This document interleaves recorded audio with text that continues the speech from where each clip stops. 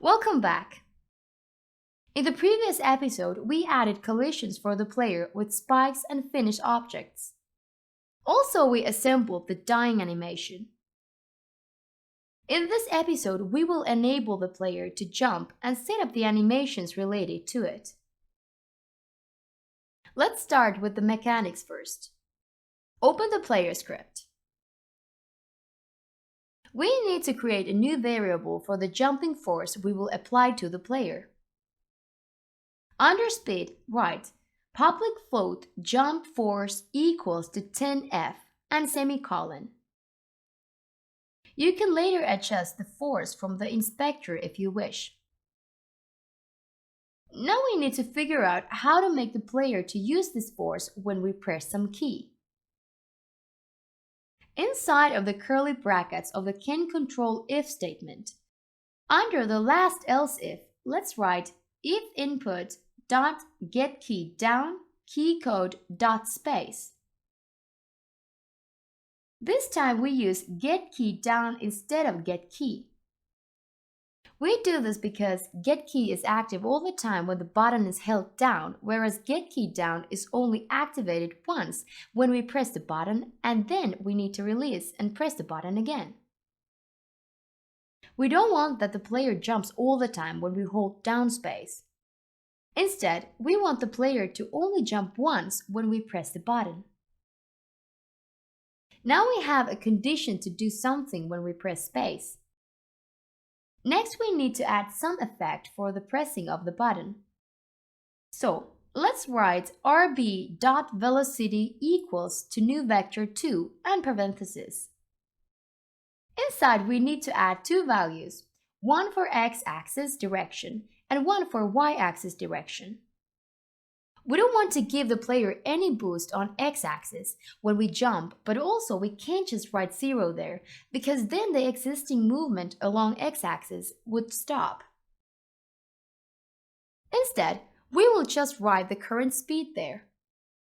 So, write rb.velocity.x and then comma, and after it, jump force for the y value. Let's save the script and return to Unity to test.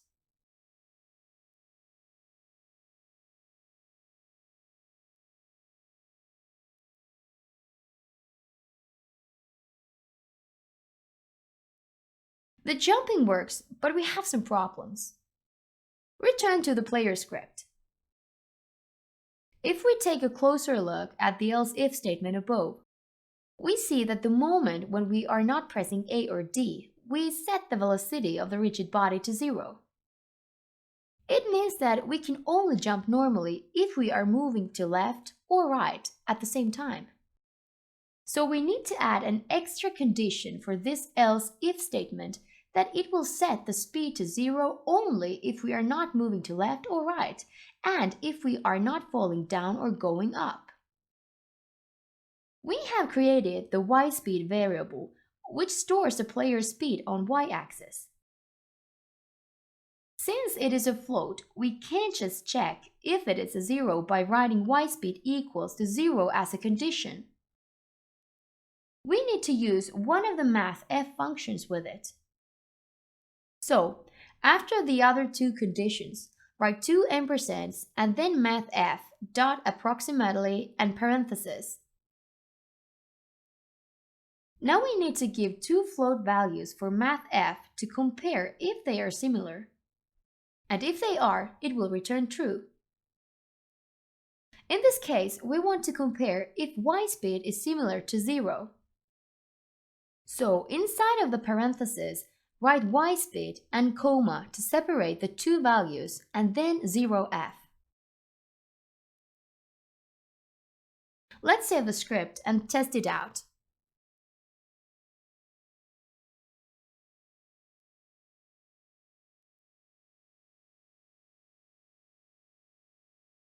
Now it works properly. However, there is still one problem we need to fix. The player can jump in midair because we have defined only one condition for it, which is pressing space. we would need to check somehow if we have landed before we jump again. Let's get back to the script. The solution is quite simple. We can just write the same mathf function as a condition inside of the if statement for jumping. So, after the first condition, write two ampersands and mathf dot approximately parenthesis y speed, comma, and 0f.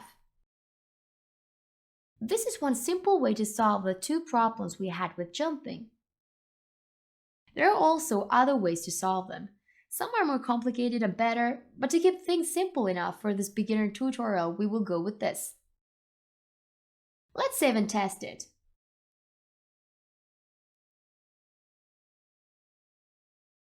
Great, now we can no longer jump before we have landed. The jumping mechanics are now working, so let's deal with the animations next.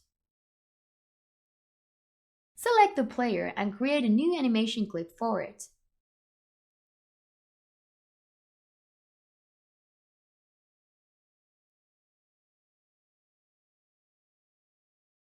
Give it the name of your choice. I will name it Jump.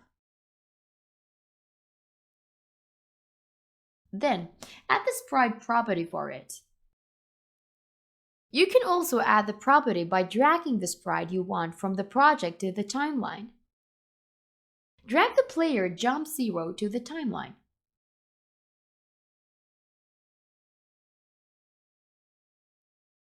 Then Jump 1 to 0.08 seconds. And finally, Jump 2 to 0.18 seconds. Now the jumping animation is done. We will use the rest of the jumping frames for falling animation. So, create a new animation clip and give it a name Fall.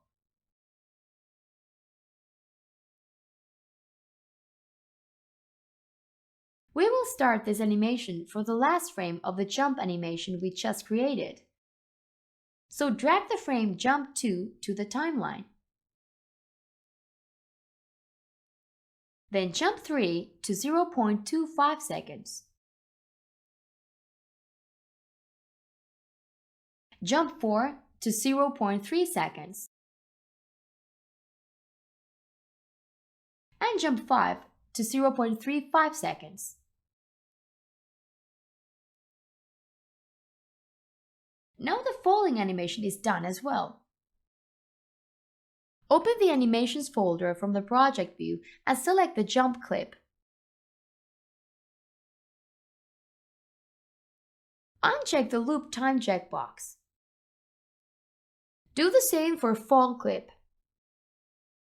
We don't want these two animations to loop forever. They are only needed to play once. Next, it's time to make the transitions. Open the Animator window.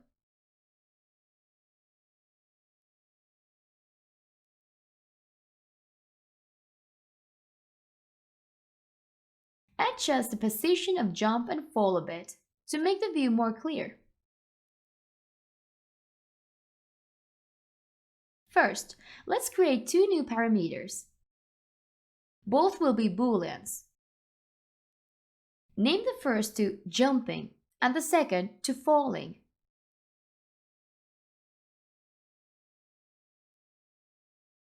Next, let's make transition from idle to jump.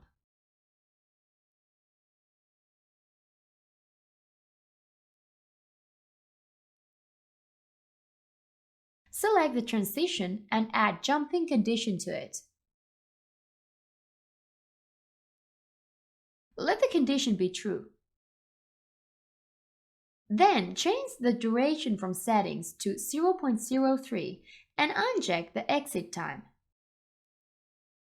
Next, make transition from walk to jump. Select the transition and add the jumping condition to it. Check that the condition is set to true.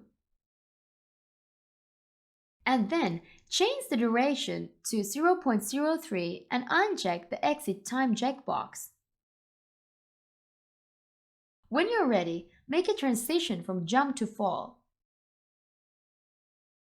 Add falling condition to it and check that it's set to true. Adjust the duration from the settings to 0.03 and disable the exit time. Next, make a transition from fall to idle. Add falling condition to it and change it to false.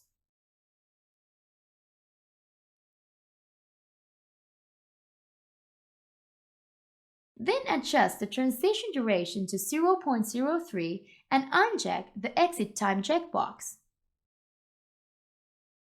When that's done, make transition from walk to fall.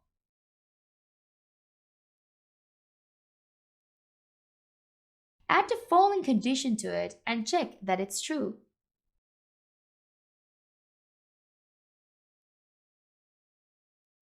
Then adjust the duration to 0.03 and disable the exit time. We still need to make two transitions, from jump to death and from fall to death. Go ahead and make them.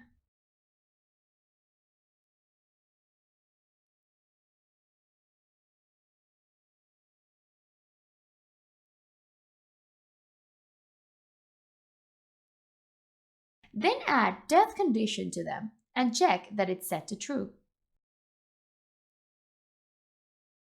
After that, adjust the duration to 0.03 and uncheck the exit time checkbox.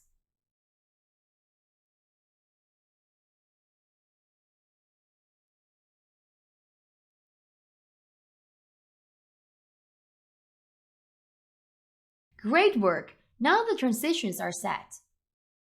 That pile of arrows might look a bit confusing though. Check that you have made all the transitions. Then, the last thing we will do is that we make the transitions work from code. Open the player script. In the if statement for jumping, write anim.setBool jumping true. Next, we need to figure out how to tell the game when we are falling. We can do that by checking when we start to move down, or in other words, when the velocity on y-axis is less than 0. So, after the if statement for jumping, write if rb.velocity.y is less than 0f. And then inside of the curly brackets, write anim.setBool jumping false and anim.setBool falling true. Now we still need a way to know when we are not falling so that we can set falling to false.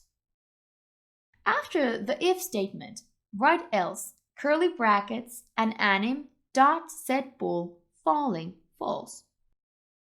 Let's save the script and try if this works.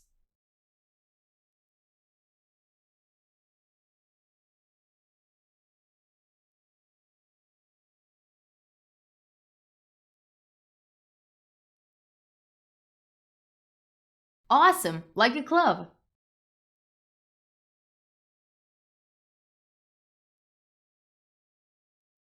Now we have the ability to jump, and all the animations we need for our character are working well. The player can now avoid the spikes by jumping over them and therefore reach the goal. However, we don't have any information on the screen when the player dies or finishes the level. In the next episode, we will add the user interface to our game. Remember to save the scene. See you in the next episode.